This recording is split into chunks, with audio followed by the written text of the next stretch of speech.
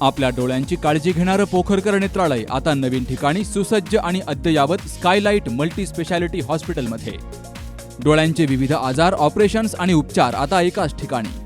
मोतीबिंदू, काचबिंदू आणि medical retina specialist doctor Santosh Kishor Pokharkar करणार आपल्या डोळ्यांच्या सर्व समस्यांचं परिपूर्ण समाधान. ठिकाण स्कायलाइट मल्टी स्पेशालिटी हॉस्पिटल, देवाचा मळा, बालाजी अपार्टमेंट जवळ, संगमनेर. संपर्क 02425 29 91 90 आणि 8108 17 63 65. संगमनेर तालुक्यातील जांबूत बुद्रुक येथील प्रकाश गुलाब देवकाते यांनी शेतीला जोडधंदा म्हणून गावरान कोंबड्या पाळण्याचा व्यवसाय सुरू केला होता. रोज कोंबड्या दिवसभर बाहेर फिरून सायंकाळी खुरड्यामध्ये दाखल व्हायच्या.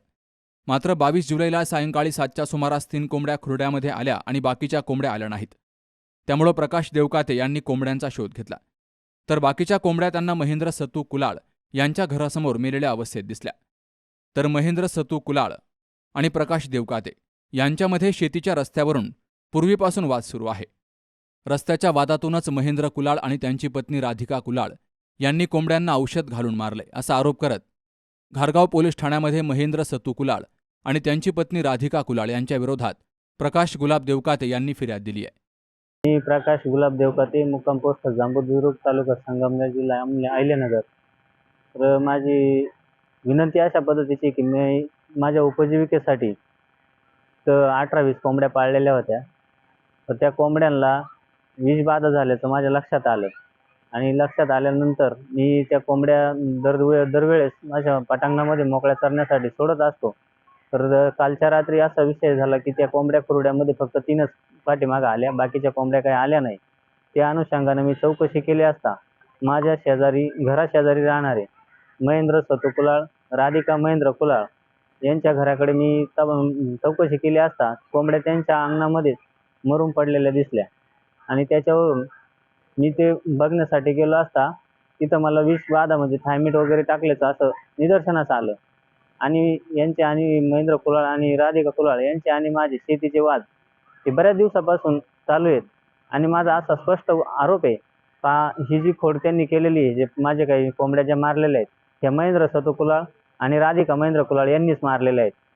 तरी संबंधित पोलीस स्टेशननी माझ्या उपजीविकेच्या साधनासाठी मी जे काही पाळलेल्या कोंबड्या आणि जे काही शेती असते याच्यातून मला पूर्णतः डायरेक्ट म्हणजे असं उपजीविकेचं साधनच बंद झालेलं आहे माझं. कोंबड्या पण मारल्या, शेती पण रस्त्या वाचून पडीक आहे एक 10-12 म्हणजे 5-6 वर्षापासून. तर संबंधित पोलीस स्टेशननी घारगाव पोलीस स्टेशननी मला योग्य तो न्याय द्यावा ही माझी पोलीस स्टेशनला विनंती. मला योग्य तो न्याय द्यावा अशी मागणीही प्रकाश देवकाते यांनी केली आहे. वृत्तसंकलन विभाग, C news Marathi, Sangamner. Congratulations वहिनी, बाळ झाल्याबद्दल. पण मी ऐकलंय डिलिव्हरी फार क्रिटिकल होती. आता ठीक आहे ना सगळं? अगं होता थोडा प्रॉब्लेम, पण स्त्रियांच्या आरोग्याची संपूर्ण काळजी घेणारं मातृसेवा होतं ना साथीला. सगळं सुरळीत झालं. किशोर वयापासून ते रजोनिवृत्तीपर्यंत स्त्रीच्या आरोग्याची संपूर्ण काळजी घेणारं अहमदनगर मधील पहिलं स्त्री रुग्णालय Matruseva women's hospital, obstetric ICU. किशोरवयीन आणि विवाहपूर्व समुपदेशन, गरोदर माता तपासणी आणि प्रसूती, पहिल्या सिझेरियन नंतर नॉर्मल डिलिव्हरीची सोय. मातृसेवा विमेन्स हॉस्पिटल, सक्कर चौक, नवीन टिळक रोड, अहमदनगर. फोन 9850 20 0017.